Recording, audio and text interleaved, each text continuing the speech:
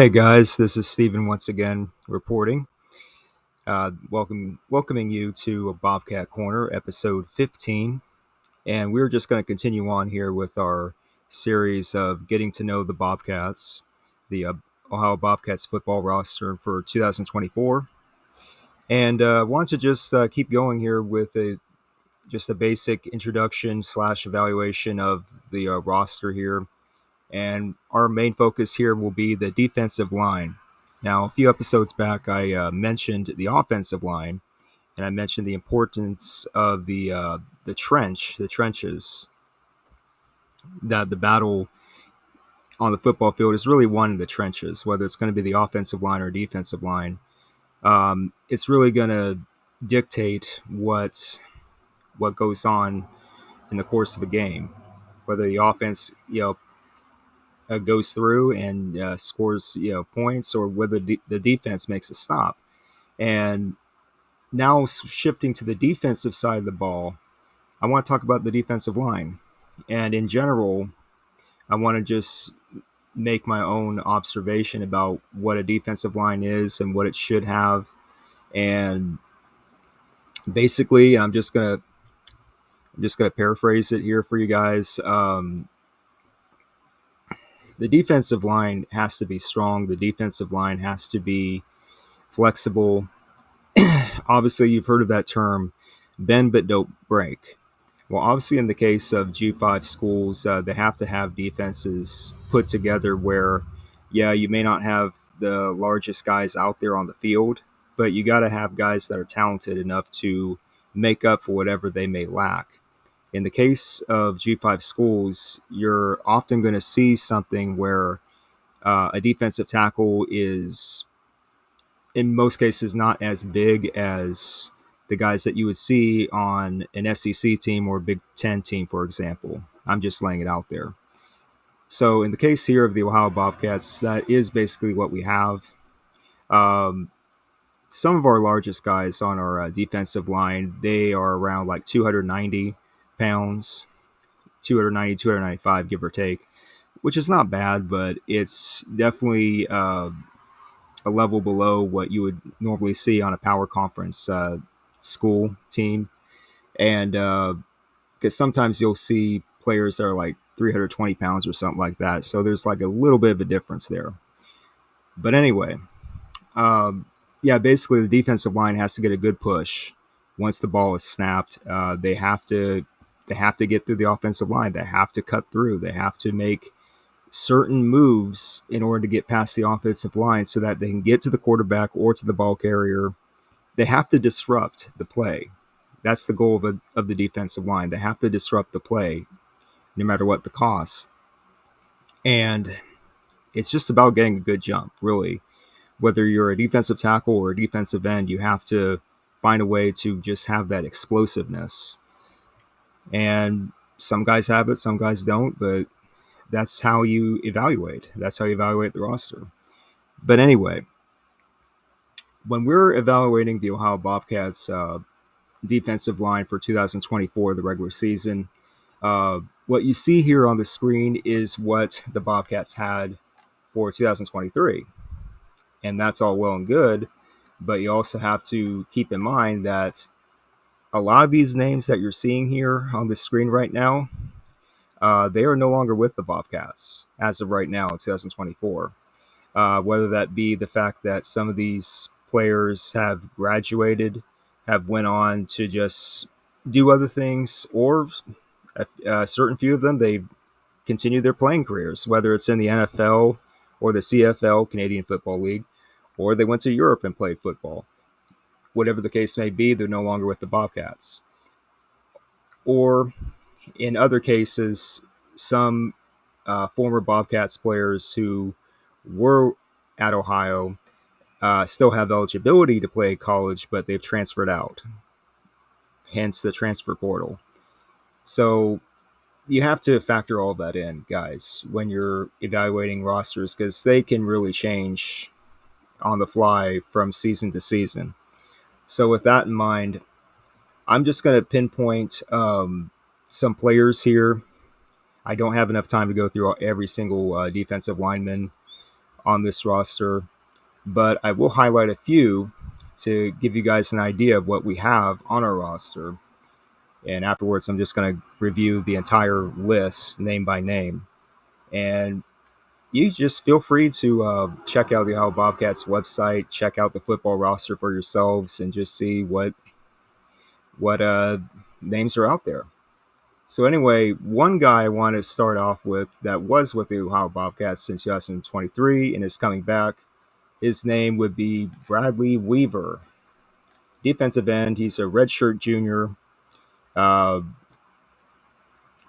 as you see here, he played in all 13 games with 12 starts, total 34 tackles, including 17 solo tackles, 13 tackles for loss, and 6 sacks. He forced 1 fumble, recorded 6 tackles against Kent State back on October 7, 2023, had 2 sacks and a forced fumble against Georgia Southern December 16th. We're talking about the Myrtle Beach Bowl there.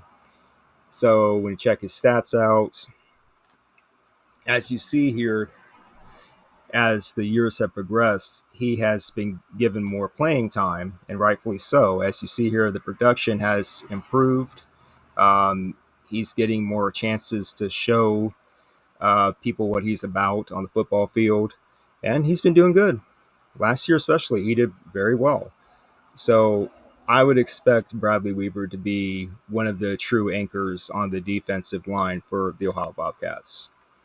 I have no doubt in my mind that he's going to be ready to play. So moving on here, we have other players on our roster that, once again, you'll notice a recurring theme here. They're not proven yet, but they want that experience. They want to get on the football field and play, as is the case here with Casey Seegers, redshirt junior. Last year, he did play in 10 games for the Bobcats. He finished with 4 tackles, tallied 2 tackles, and a forced fumble against Florida Atlantic on September 9th, 2023. See here the stats. His only year available for the Bobcats was last year, and I would also expect him to see playing time for the Bobcats on the defensive line. Another highlighted player want to go through in review real fast would be David Patterson, redshirt junior.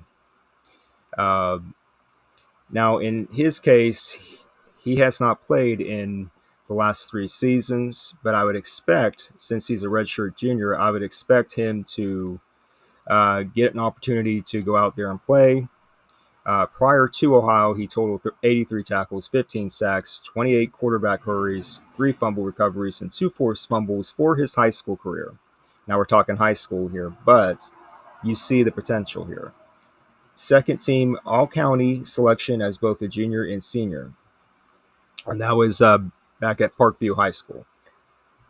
Yeah, you're going to see a lot of players like this, David Patterson and a bunch of other names that just have not had the opportunity to show people what they can do. And you're going to see that here going forward here in 2024. So that's just part of the intrigue, in my opinion, when you're getting new players to go out there and perform, or players that have been with your roster for a couple of years and they're just now finally getting that chance to play. Another example here, Braylon Henderson. Braylon Henderson, let me check my, yes, I was right. Defensive tackle, Braylon Henderson, redshirt junior, 276 pounds. Defensive tackle. He played in 12 games last year with 2 starts for the Bobcats. He tallied 21 tackles, including 8 solo tackles, 2 tackles for loss, and 1 sack. He forced 1 fumble against San Diego State. That was the regular season opener last year, August 26th. So there again, another guy who wants to show people what he can do.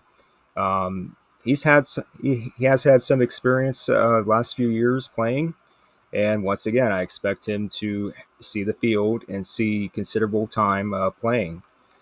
And that's just a recurring theme. Like I said, guys, you're Gonna see a whole bunch of that with with the guys we have on our roster for the defensive line. I mean, really, when you see all these names, I'm just gonna just roll them out for you real fast. And like I said, feel free to check out the Bobcats website, click on their names, check out what these guys are about. Casey Seegers, David Patterson, Sam Arett, Caden Schmitz, Owen DeFranco, hope I'm saying that right, Brock Arndt, Jay Crable, Bradley Weaver, Sin Brennan, Danny Novikas, again, hope I'm saying that right. Defensive end here, Marcel Walker Burgess. Defensive lineman, Ben McNabo. Defensive lineman, Cam Rice. CJ Doggett, Maverick Ole, Rocco Cortad, Nathan Hale. And some of the names I just rolled off here, they're true freshmen, so keep that in mind. Defensive tackle, Chris Mayfield, redshirt senior. That's another guy who's wanting to see playing time, and I really do think he's going to see the field too. And in fact, let's check out Chris Mayfield real fast. He played in 2 games for the Bobcats 2021. He played in 3 games for the Bobcats 2023. Did not play in 2022. He was originally from Michigan State a few years back, but he transferred to Ohio.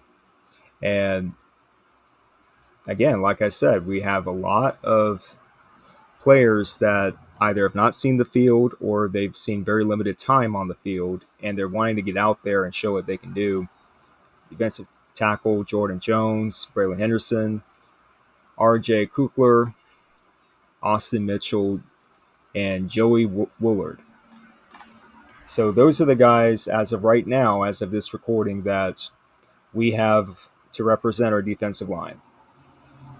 So I want to make it, very clear to you guys that, you got to have enough depth on your defensive line if you're going to make it, if you're going to win games. Doesn't matter how big they are, doesn't matter how strong they are. They got to work together as a cohesive unit, as a group that really understands how to play together. You got to have that on your team. You got to have a defensive line that can put up that barrier, so to speak, so that opposing offenses can't just have their way with them. You got to have that. You got to have that strong force up front. A big part of the battle on the football field is won in the trenches. I truly believe that. Whether you're on offense or defense, the trenches are important. You have to address it first and foremost, whether you have an offensive line or a defensive line. And for defensive fronts, exactly. Personally, I would not suggest a 3-3-5 format where it's 3 defensive linemen, 3 linebackers, and 5 defensive backs. I know some colleges do that, and that'd be okay for a package, but not as a main staple defense. So no to 3-3-5 as far as a main staple defense goes. 3-4 or 4-3, that's really the main thing that you got to look for in a defense. Now, in Ohio's case, what are we more likely to run? It remains to be seen, in my opinion. I personally like to see more of a 3-4 kind of defense, if you want me to be honest with you. But I'm not exactly sure if we have that personnel to pull it off. We're just going to have to wait and see how things go, and especially with our home opener against Syracuse, which is coming in around a month from now. So we'll just see. Yeah. So just feel free to check out the roster again, guys. Check out the defensive line in particular, and let me know what you guys think in the comment section below. This is Stephen Vitt reporting. This is Bobcat Corner. Hope you guys are doing okay for today, and I'll see you next time. Bye.